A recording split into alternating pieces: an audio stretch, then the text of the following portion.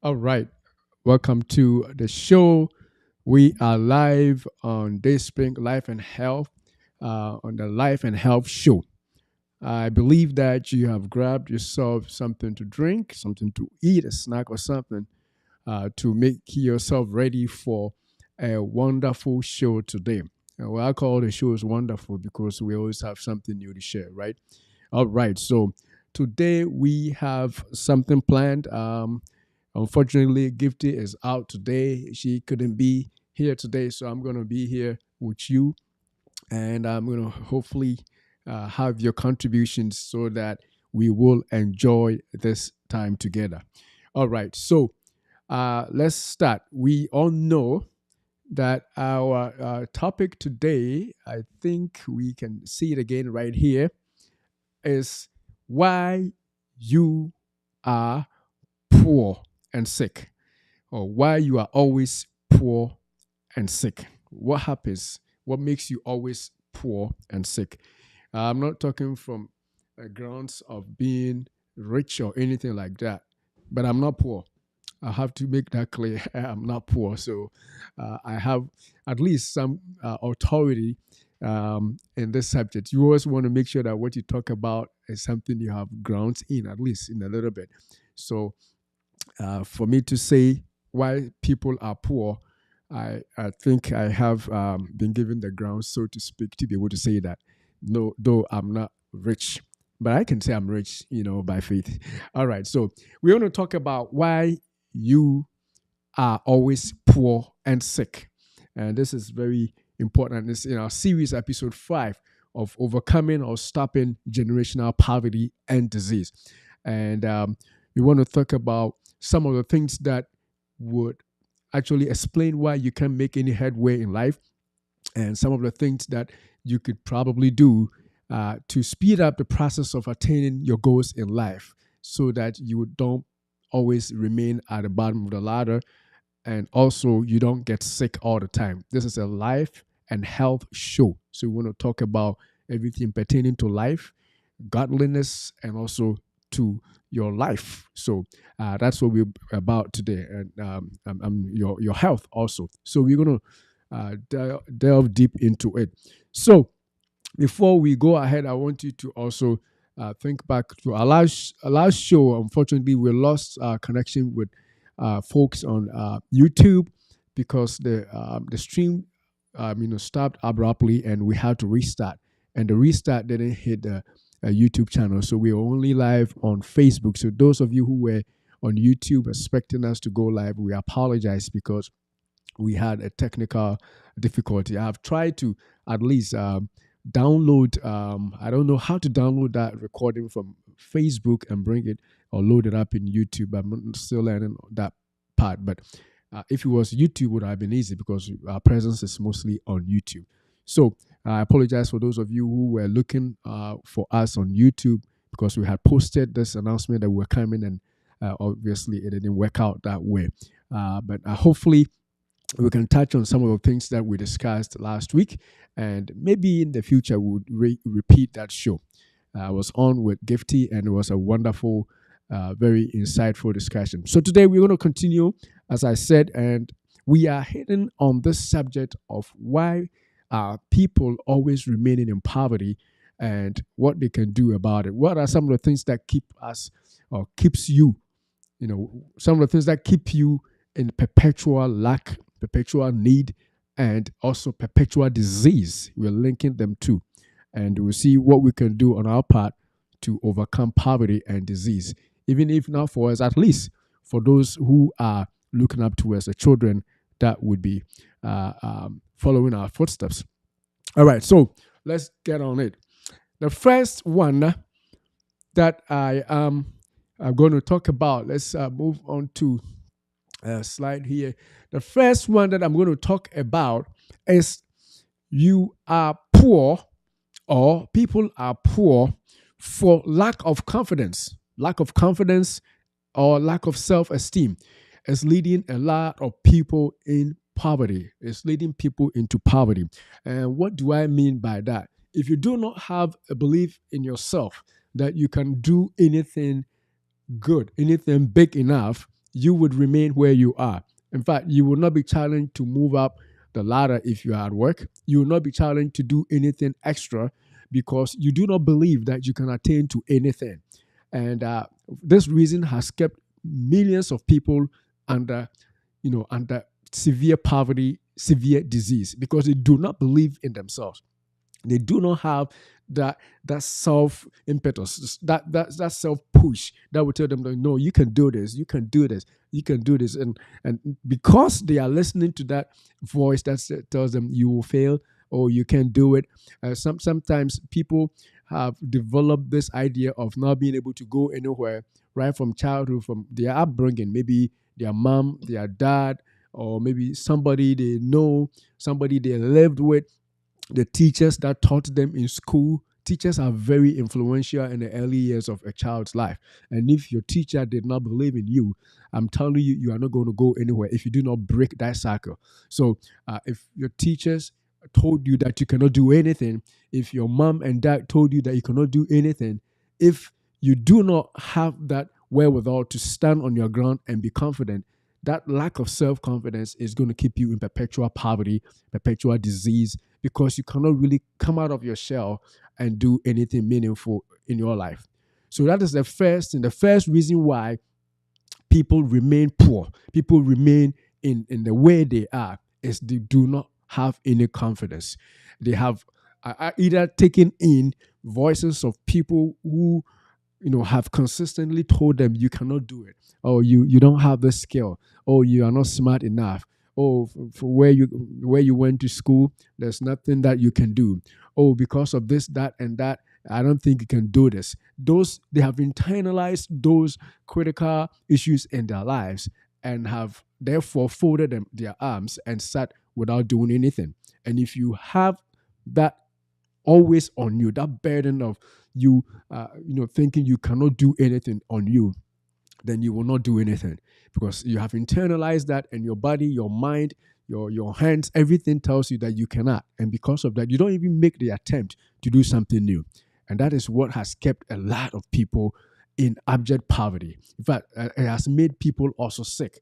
If you are sick, or if you have some kind of a disease, if you're diagnosed with some kind of a disease, or your family has some kind of an issue running through them, let me use an example that is common to people. Maybe diabetes runs in your family, and you've seen your parents, you've seen your grandparents, you've seen your siblings, everybody getting diabetes. In fact, some of them even dying out of complications of diabetes, and and if you do not tell yourself that I am able to overcome this, if you do not have the confidence to beat diabetes, you will just fold your arms and wait for diabetes to hit you. And so, having self-confidence, or overcoming self-confidence, is the first key to overcoming perpetual poverty and disease. It's one of the keys, I should say. So lack of confidence or self-esteem is one of the reasons why. Remember, we are talking about why people remain poor. It's one of the reasons why a lot of people remain the way they are. You may not be poor. You may be in a certain place of life that could, that could use some kind of improvement. You are okay, but you could get more and bless others. But if you don't have confidence, if you don't believe that you can achieve anything, if you don't believe in the move that can bring you from a place to the other, you would just fold your arms and say that this is good enough. I'm good. I got a roof on my head. I got clothes that I wear. I drive a nice car. My wife and kids are doing good. I think I'm gonna end it here. It's good enough for me here. If you have that sense of not, challenging yourself because you believe that you cannot do anything, then you will remain where you are. So that is the first reason why people are remaining and continue to remain poor and sick. You don't believe that you can overcome this kind of disease that runs in your family. You don't believe you can overcome cancer, which is, breast, your mom had breast cancer, your grandparents, and you are living right now as in expectation of the same disease happening to you because you have seen it in your family. You don't believe that you can overcome. So if you do not believe in yourself, if you do not have that confidence, you just fold your arms and wait for the negative things to happen to you. So that is the first point. And I'm going to tell a story that I actually heard in church today that brings my point out very, very, very well. There was this gentleman called Gideon, right? This Gideon was going about his own business. And this man, had endured alongside his countrymen. They had endured the brutality of another country, that comes upon them every year for 7 years. They farm, they produce a lot of crop, and as soon as the harvest comes, this group come and then destroy or steal their crop. So 7 good years, these people, Gideon and his folks, were living under constant fear of the enemy, because the enemy would come and steal their crop or destroy their farms and with their cattle and everything. So this man had given up. He did not believe that he had any self-confidence. This Gideon went, and after harvesting his crop, thinking that the enemies of the land are going to come, the Midianites are going to come and steal and destroy his crop, he went into a cave, and on the cave he was doing, the grain. He was trying to prepare the grain for it to be right, what we call putting the grain on the threshing floor and stuff like that. So basically, he was hiding in the cave. This is a man that was hiding in the cave for fear of what the enemies are going to do. Now, a lot of people like you and I are hiding in our own little caves. We do not have physical caves under the ground where people run to and stay there. But I can tell you that some of you who are watching today, you are in your own little cave. You are hiding in the cave because you do not believe that you can overcome the odds. You just would hide in the cave and stay there as long as you can do your little farming, as long as you can get your little income, as long as you can just live by the little things you have. You would just remain in your cave. And that is what keeps people poor. A lot of people who are poor are literally just remaining in caves. They do not want to step out. They don't want to come outside and face the challenges. They don't want to come outside because they don't believe in themselves. That's the key here. They lack the self-confidence. They don't want to step out and face the sun. They don't want to step out and see enemies come. So they will hide the little that they have received from God or from their toil. They will just keep it in the cave. So if you are watching me today and you are a caveman, I challenge you to come out. If you are watching, I'm telling you, some people are cavemen and women right now. You have remained in a cave for a long time.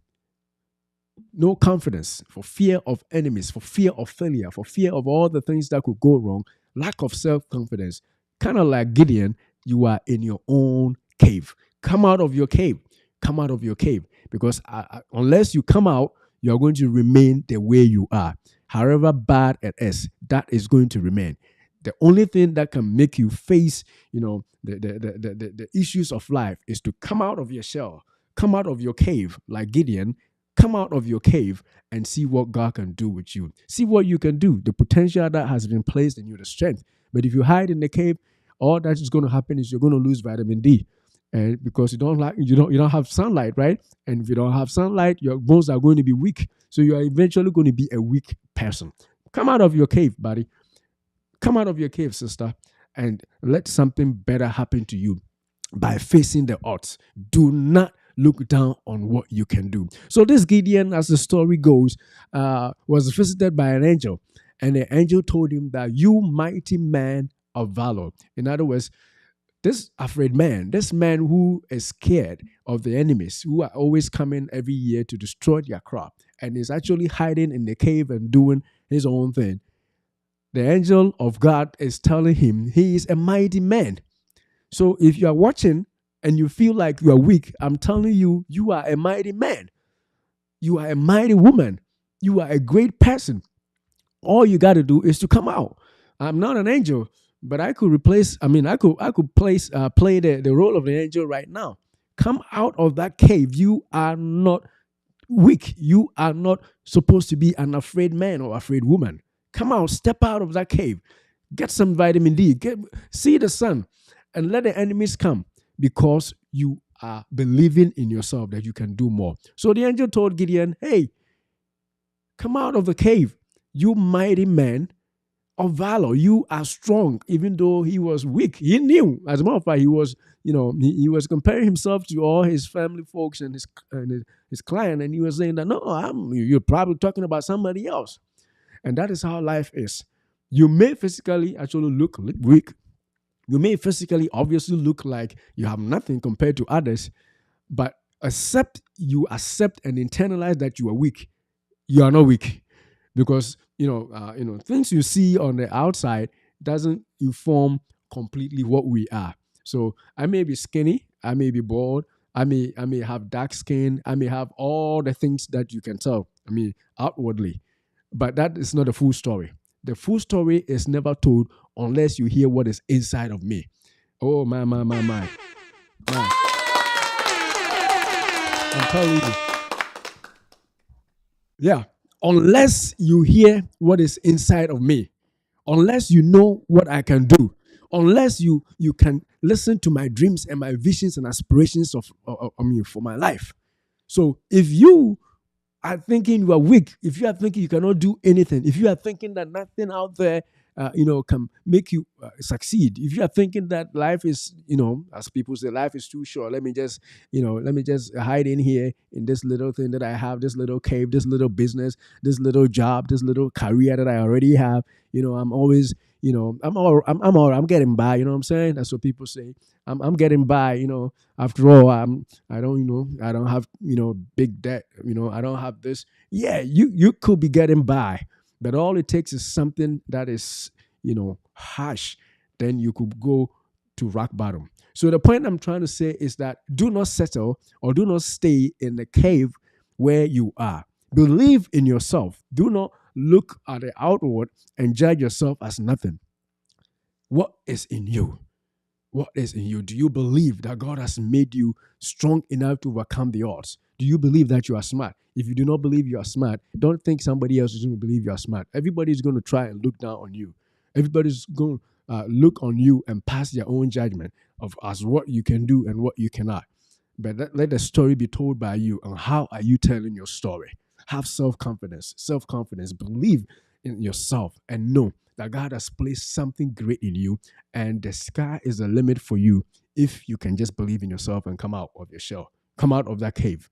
All right. So Gideon was told, "You are the mighty man of valor. You are a great person. You are strong." And he knew himself that he didn't have the muscles. He didn't have all those things that the angel was saying. But if he was able to do anything, he would first have to believe in what the angel was telling him. And as soon as he accepts that, and as the story goes, he becomes a leader of multitudes of people, thousands of soldiers leading the battle for the freedom against the oppressors. So this morning, lack of confidence, lack of self-confidence may be keeping you down. Lack of self-esteem may be telling you that where you have reached is good enough. Stay in your little cave, as they may say. Just stay there. You are in an office, full of a lot of people who are smart people, who are, more experienced, who are well educated. They went to the top schools and stuff, and they make you feel insignificant. It's only going to make you insignificant if you accept that you're insignificant. But if you are going to tell yourself, like the angel told Gideon, you are mighty, you are a mighty man, you are a strong man, you can do this, and begin to walk out of that cave that you have made for yourself, that this is good enough. This office that I am at, this is already good. This is, I'm just going to pitch my tent here and stay here the rest of my life. I get this income. I'm challenging you to move out of that comfort zone with self-confidence. Because that is when you can break through and overcome perpetual poverty and disease. All right. So that is our first point. Self-esteem, a lack of self-esteem is why some people are living in poverty and in sickness. All right. Now, we can also talk about the fact that lack of self-esteem is also keeping people sick. People are getting sick and staying sick because they lack self-esteem. What do I mean by that? We're talking about life and health, right? So people are staying sick and poor because they do not believe in themselves. They think that if you believe in yourself, if you esteem yourself so high, you wouldn't, just live and let things just happen to you for happening sake, because, you just want to be a statistic. How many times a week are you exercising? What kind of foods are you eating? Are you the person that only eats, fast food, McDonald's or Wendy's or fast foods and stuff like that? Are you the person that's just pizza, only those fast foods? If you believe in yourself, you would treat yourself right. Yeah, I think that we need that. If you believe and trust in yourself, if you have a better self-esteem, if you esteem, self-esteem just means esteeming yourself high. Believing that you are worth something. If you believe you are worth something, then you're going to watch out what you put in your mouth. You're going to watch out what you drink. You're not going to soak up on soda every day. You're not going to just be eating anything for eating's sake. You regard yourself as, hey, this is a mighty man. I got to keep myself in shape. You're going to watch out. You're going to exercise. You're going to make sure that at least 3 times a week you are exercising. And, at least for 30 minutes, 3 times a week. Because you believe in yourself. You believe that you should be there for good stuff. You don't let things just happen to you. So self-esteem also tells how you invest in your own health. If you lack self-esteem, it's gonna show in the diseases you are gonna get. Self-esteem, lack of self-esteem and self-confidence. So it affects how you treat your body. Your entire body is going to be an evidence of what you believe you are. Trust me, if you believe you are a good person, if you believe that God made you for a reason, if you believe that you have more miles to cover in this life, you are going to make sure that you take care of your body. You are not just going to live anyhow. You're not just going to be like, whatever happens, happens. After all, everybody will die. You see, that statement tells me you do not believe in, your survival for any good. You just living and dying. And that would inform somebody and will tell why you are not, doing anything about exercise. anything about taking your medications. If you're on medication, you take it today, tomorrow you don't, because you don't have reason to live. You don't believe in any good thing happening to you. Lack of self confidence. It will make you sick. It will make you get all the diseases that there are.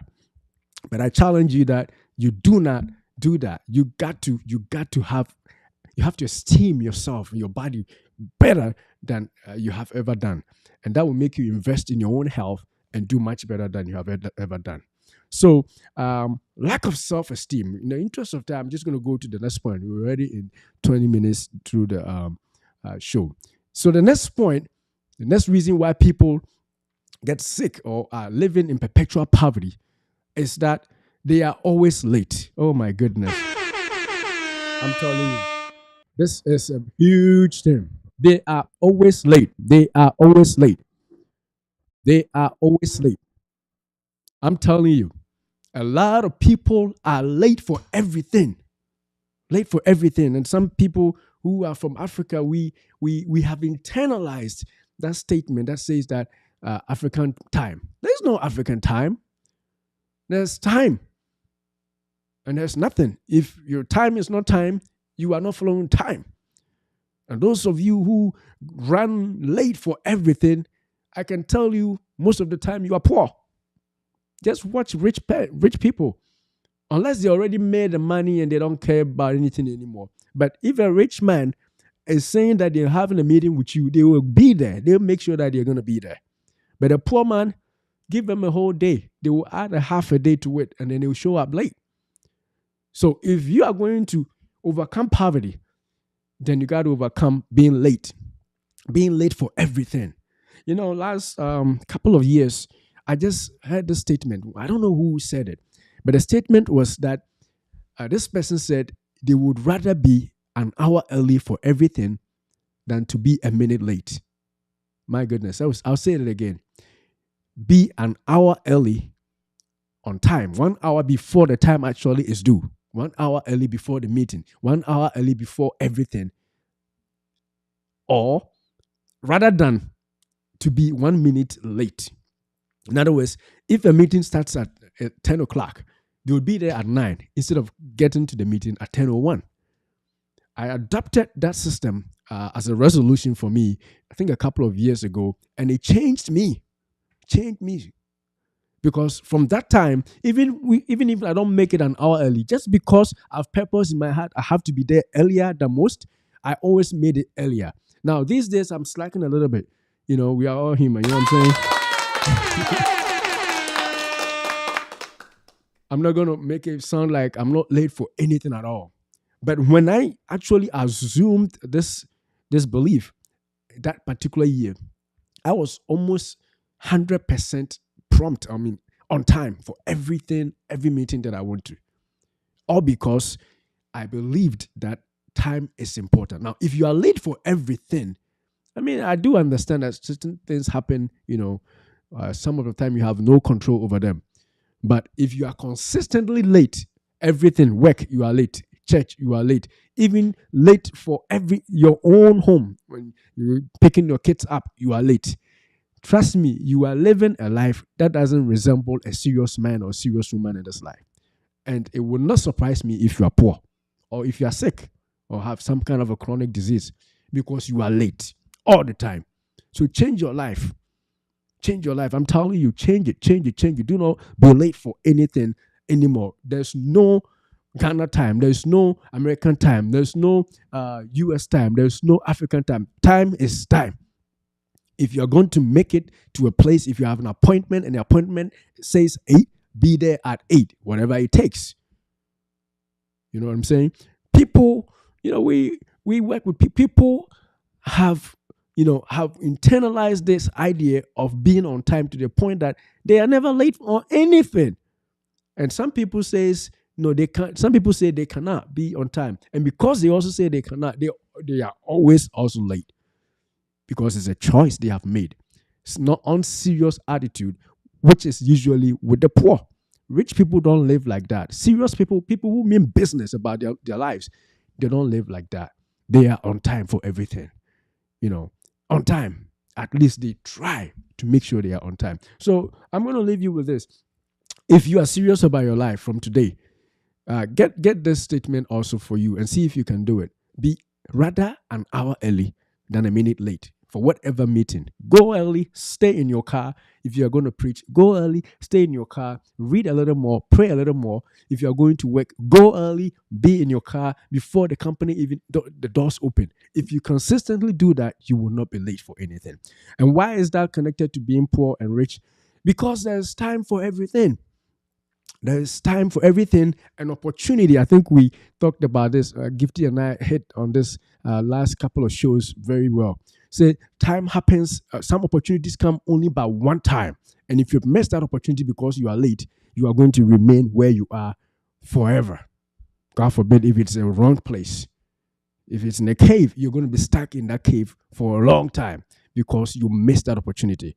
Remember the man, that's the story that we talked about last time. The man that, a group of people actually, let me just go back a little bit so that we can remember the story. Group of people who were sick in the old time, in biblical times actually, who were sick had opportunity to dip themselves in a body of water, a pool that is stirred once. Let's keep it clearly. That water is stirred once a year. And when it's stirred once a year, you got to make sure you fall into that water, because after the stirring, you're not going to get the angel come down or anybody come down to stir that water for you anymore for you to get your healing. So you got one opportunity once a year. And that same principle exists in life today. You may be going to school at a young age. This is the opportunity to be studious. This is the opportunity to put your head into the studying material. This is the opportunity for you to delve deeper into research. This is the opportunity to enrich your understanding of stuff. This is the time. This is the opportune time, because at some time in your life, you cannot go back. You cannot go back. Much as we say that older folks can still go and get a degree, yeah, but it's not easy. It can never be compared to when you are on your toes, young and able to do it. You cannot do it. So the opportunity for doing and studying, maybe now you are watching, but you're playing and watching soccer every day, not studying, watching, basketball, playing video games back to back, not studying. This is your opportune time. At some time in your life, you may not be able to do those things, but it will be too late, because you can't look for yourself going back to grade school and doing all those things over again. It will be over. And what you end up doing is to settle for some kind of a job that you really don't want. But when the opportunity came, you squandered it. Time, you are not on time. You are late. And that is what I'm talking about. Time, you are not on time. You are late. And that is what I'm talking about. You are late for everything. And that creeps from just being late for the places you go to school and church and in work and stuff into your whole life. It becomes something that marks you, and it marks you for poverty and disease. So time is important. Be on time for everything. If it is time for you to marry, that's the time. Pray, do all the things that marrying, takes for you to do, and do it. Some men are staying up, they've got a degree, they've got a job, and yet they are not marrying. They are not marrying now. Why? Because they are late. They are being late for whatever reason. Maybe they want to cheat more. They want to have more, ladies in their life before they settle down. But time is running against you. Doing that, what may eventually end up happening is you contract some kind of a sexually transmitted disease, HIV, AIDS. Meanwhile, the person that you could have married at a young age after your degree and everything may be gone. But you squandered the time. You are late. So being late can make you sick. Being late makes you what? Poor. And we develop this attitude of lateness right from childhood. When we are late for our school, when we are late for the dance, when we are always late, our parents are not making time as important as it should be. Time is one of the most important commodities or currencies that we have, because once you're out of time on earth, you are out of here. You can never get the time back. Last year, 2021 is gone, and it's gone for good. Nobody's going to see 2021 anymore. Nobody's going to see 2022. When we ran out of 2022, it's gone forever. Time is the most expensive commodity, and we are wasting it because we are late for it when the opportunity comes. Like the man, when Jesus asked him, "Do you want to be well?" This lame man, this cripple, he said, "I've been by this water for 37 years, and nobody picks me up when the angel stirs the water once a year. Once a year, that opportune time that happens, nobody puts him in. And for some of us, once a year, maybe something that is coming around all the time, and yet because you are not paying attention, because you are not on time, you are missing all those opportunities in your life. Missing all those opportunities. You are late. Bring the application. You are late. Do that research. You are late. Make that connection. You are late. Everything late, late, late, late. No matter you are where you are. Poverty and disease brings disease. Poverty and disease come your way because of lateness, because you are not on time. Be on time. Be on time and overcome poverty and disease. Do not squander the opportunities that come your way. Remember, some opportunities come but once, like the story that we just shared. Some opportunities may come, it will take a whole revolution of the earth for Christmas to come again. We are going to hit Christmas, Thanksgiving and Christmas is coming soon. But it takes 365 days for you to see another Christmas, for you to see another Thanksgiving holiday. So if you get the opportunity to do something good on Thanksgiving and you squander it, time is not for you. And poor people squander time like they don't know what life is about. So please, come out of yourself, come out of that cave, and also be on time. Be on time. Be the odd person. When everybody is late, you are always there. I've seen people do that, and I'm impressed. And I'm going to stick to trying to make sure that I'm on time for everything.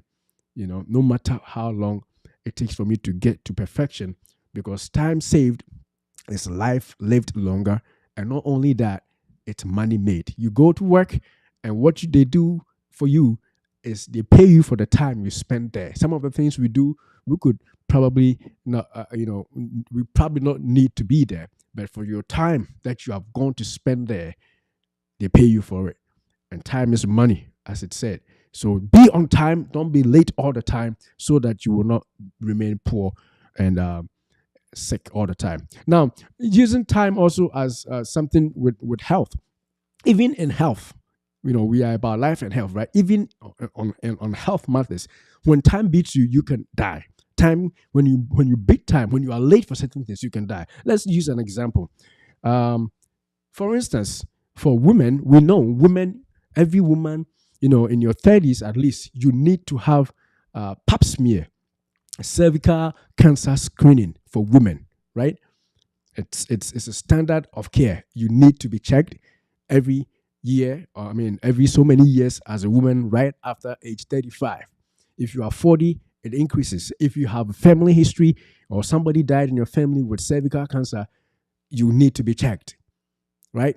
To prevent you from having the same disease when it's in your family history. Also, another disease, prostate cancer or breast cancer, right? Same thing. Check mammogram. We tell people, have your annual mammograms. If you are at the age where you need to do breast self exam, you got to use time, do it, and also go have your mammogram done. It is time. Now, if you miss your mammograms for so many years because you are late for those appointments, because you are late for checking, you may have already had something going on. So you see how important time is and how time can make you sick if you misuse time, if you are late. And that is why you do not want to be late. So don't be late for checking or getting your diagnostic checks. Prostate cancer, it's in your family. The time is up for you to be checked. No checking, just living and seeing and praying and thinking that nothing will happen. Good. But clinically, you need to be checked. There has to be an investigation, and there's a time every time for everybody when you have to get certain things checked.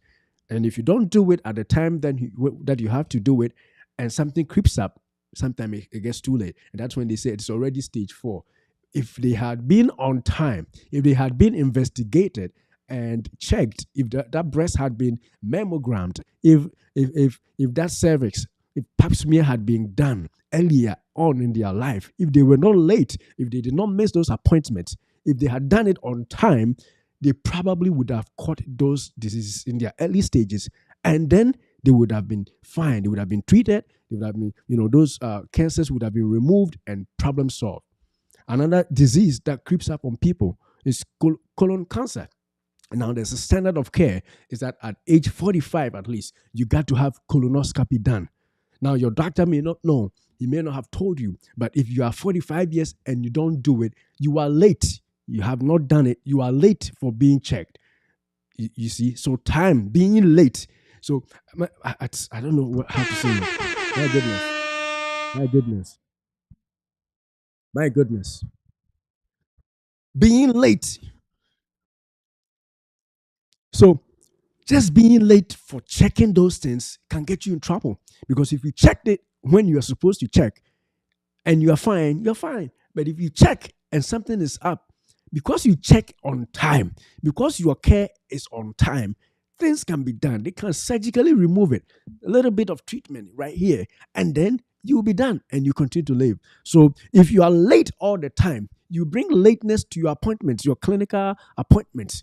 And if you are late all the time, I'm telling you, you don't probably don't know you are hypertensive. Your pressure is very high. Some people too, they've been told that they have high blood pressure, hypertension, and yet they are running against time because they are not following through with their medications. They don't take it. They take it a few days, and if their headache stops, then the pressure is low. Who told you that?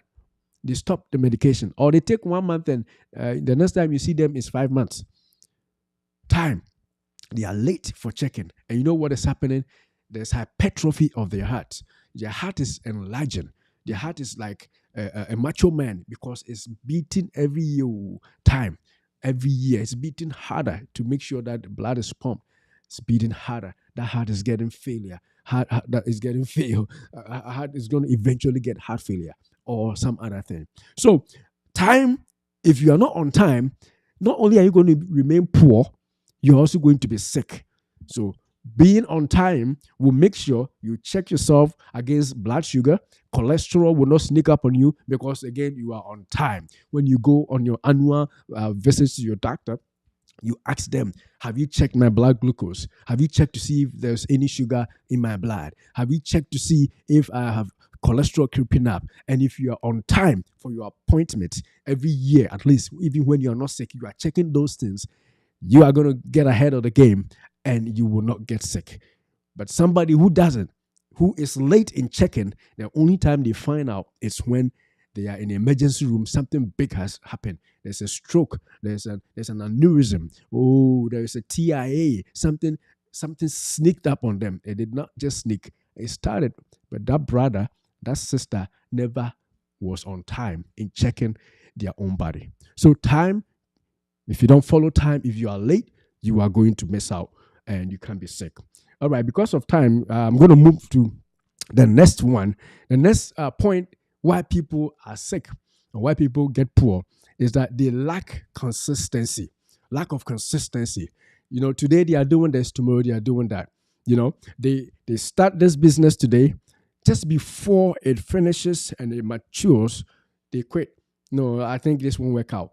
Well, if you had stuck to it for long enough, probably you would have seen the result. And you know why people just quit in the middle of things? Because they do not want to endure the hardship that come with starting stuff. They do not want to endure the sacrifice that you got to have in certain things that you want to do. And if you do that, you're going to be a quitter. And being a quitter is being inconsistent. And being inconsistent is an association with poverty and disease. That's what being inconsistent would be. You're inconsistent. You have no focus. You do this when everybody is moving out. I remember some years ago when the economy was, going back and forth here in this state. A lot of our friends moved out of state and went to the nearby state, which was Massachusetts, right? And some of us just stuck here. Of course, we were in school, so we probably didn't have much choice. But when things turned around, they came back. So the time, that they used to go and settle down there and then come back, it's all time lost. It's all time lost. But if you're consistent, stick to the things that you know. Of course, if something is not working and you have to change, you have to change. But you got to stick to things long enough before you change.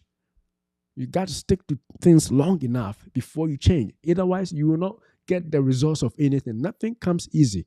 I'm telling you, we're doing this show, and sometimes the views are not encouraging.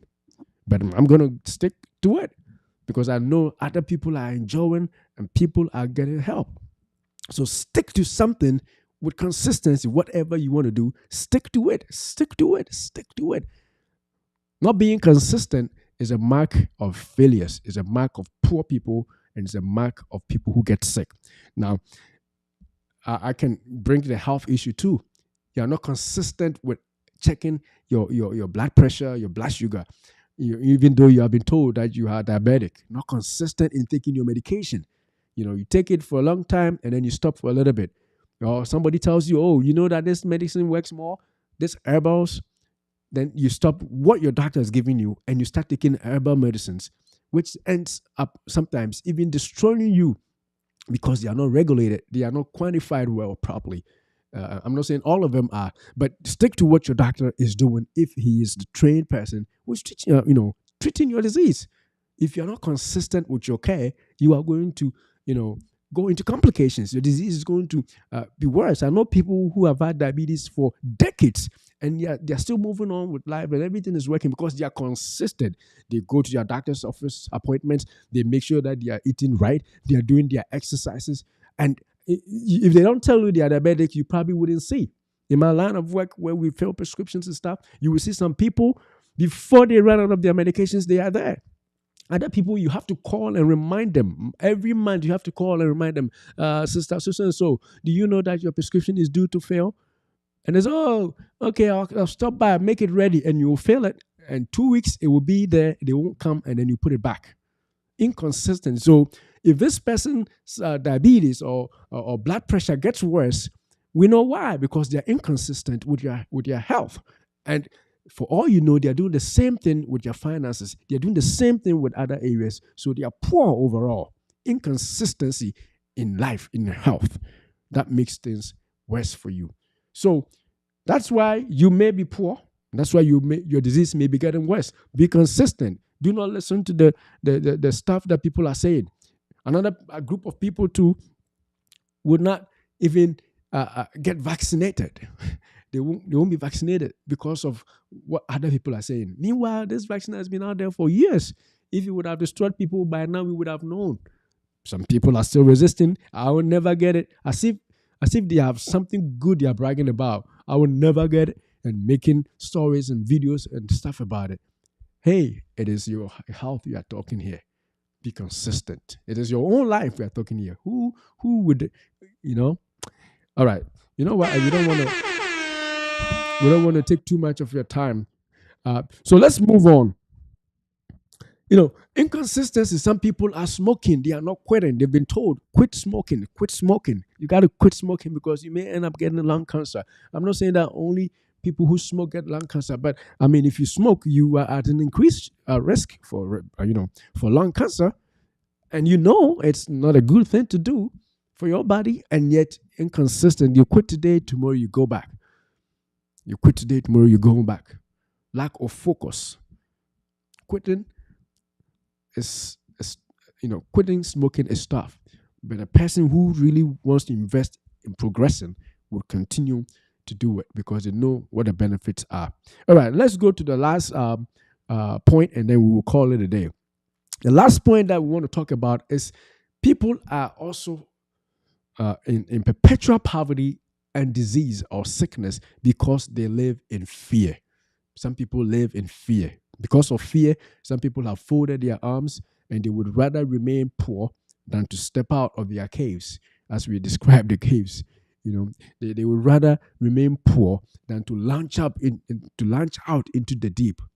Because what happens if the storms start on the sea and their ship begins to rock? What are they going to do? So they rather stay just at the seashore, just at the shore, where the tiny little fish are. rather than to go deep where they can get the big, big bounty fishes. They will not because of fear. Some people, for fear of failure, we are not in competition with anything. If you're doing something and you fail to achieve success, you tried. Like I said last time, the person who has failed is the person who has never tried. You are the first failure because you never tried. But if I try and I fail, hey, at least I'm a step ahead of failure. I tried it. Now I've learned something, I've gained something, and I'm moving forward, right? So failure or fear of failure is keeping people, back, letting people think that it is not necessary. But you got to step out and overcome fear with whatever it is in you that you can go out. Because remember, if you don't go, you are failing. So if you go and you fail, that's actually a better option because you tried. All right. So fear of failure, and that's also because people, they measure their life's output in relation to others. What if I go and something happens? This person will laugh at me. This person, who cares? Who cares? Who cares? We're actually going to give you cheers. If you step out and you do something good, you're actually going to receive a big clap. That's what you're going to get. Even if you fail, you tried. Even if you fail, you tried. You're going to be cheered on by people who love you. And people who criticize you will only make your dream even better because they will point you to the places where you can most likely fail. So listen to them and use them as a means of shaping your dream and shaping your goals and your strategies so that you get to the point where you want to be at. So fear of failure must not keep you sitting and doing nothing. Some people are fear of diagnosis. This person died of breast cancer. This person in their family died of diabetes. This person died of a heart attack. I'm not even going to check. Why should I go for colonoscopy? What if they find something? Or why should I check for HIV? What if they find something? Fear of failure. But if you checked and something was found, you start the treatment and that prolongs your life. Rather than to be saying that, hey, I'm afraid if I go and something is found out, and what am I going to do? Well, if something is there, the fact that you are not going to be checked out doesn't stop that thing from continuing to grow. In fact, it makes it worse. It makes it speed up the negative aspect. And then once it's found, you probably cannot do anything about it. But if you step out and boldly say that I'm going to face that, whatever it is that I feel in my body, I'm just going to go check. And if I'm checked, perhaps I can start treatment and fix things as soon as possible. If you start that way, that would be a better option than to be afraid of diagnosis and stay home without getting checked. So that's another reason why people are getting sick. Fear of diagnosis. Oh, my mother died of this. My father died of this. My sister even died of this. So why should I bother? I'm not just going to go check. I'm scared. Well, that means you are waiting for the inevitable to happen. But if you are not afraid, or if you step out and get diagnosed and you work out a means, for example, let's use diabetes as an example, since it's one of the commonest diseases out there. You go, you check, you make sure you're not diabetic, but you go and you check, and the doctor tells you, hey, you are borderline. What tells you? It gives you an information that I have to lose some weight. I have to start exercising. I have to eat right. And that saves you from getting to a full-blown diabetes. But if you say that, oh, my family, everybody has it, I'm scared, and you don't go, then you're going to get a full-blown and not be able to do much to prevent it. So being afraid of diagnosis, it's keeping people actually sick. So go out there and check and make sure with the attitude that I'm hoping nothing is there, but if something is there, I'm ready to fight it, because that gives you a better option. If things are found in stage 1, stage 2, most of the time we can treat and eliminate. But if you wait because you are scared and it's found out late when you cannot hide it anymore, then that may be the end. So fear of diagnosis is keeping people sick. If you are watching, I want you to bring your comments, you share the stream, and make sure that everybody's seeing. Hit the thumbs up, because we are going to wrap up, and we want to make sure that it reaches as many people as possible. The other reason why people are afraid is, I have fear, is the fear of challenge. fear of adversity. When people think that people are going to, attack them because they are doing something good, or they're trying to achieve something in life.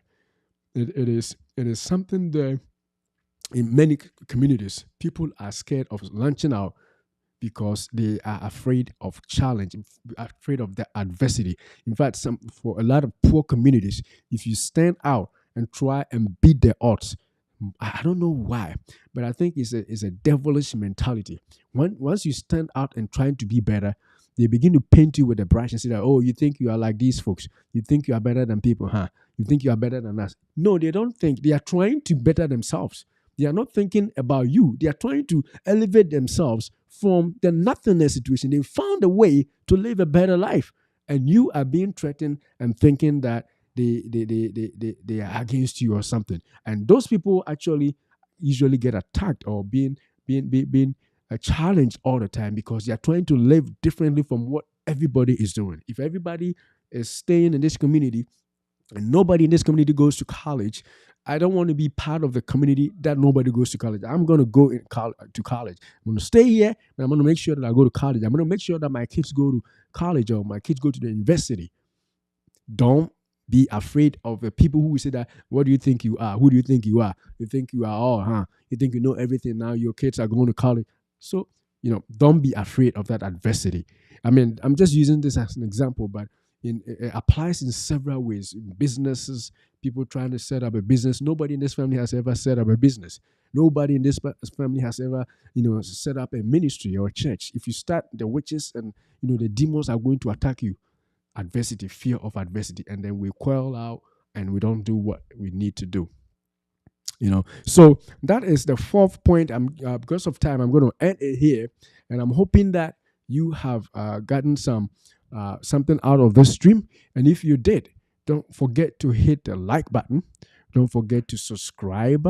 Don't forget to share, and don't forget to invite other people to watch our shows every Sunday at 4 Eastern time, and also every time on our channel at Dayspring Life and Health, we have health information videos. Right now, if you go to Dayspring Life and Health, on top of your screen it says subscribe. If you go to YouTube, if you're not watching from YouTube, watching from Facebook or wherever, go to YouTube, search for Dayspring Life and Health. There's a lot of Daysprings there, but make sure you look for Dayspring Life and Health, or type in at Droteng, Droteng, and you're going to be taken to our channel and watch the videos. We have tons of videos about several health issues, as well as the past shows that we have had recently. And we want to say thank you for watching. And we want to say, join us next week, and we will come your way again. But until then, we say, beloved, I wish above all things that you prosper and be in health, even as your soul prospers. Thank you again. Stay blessed.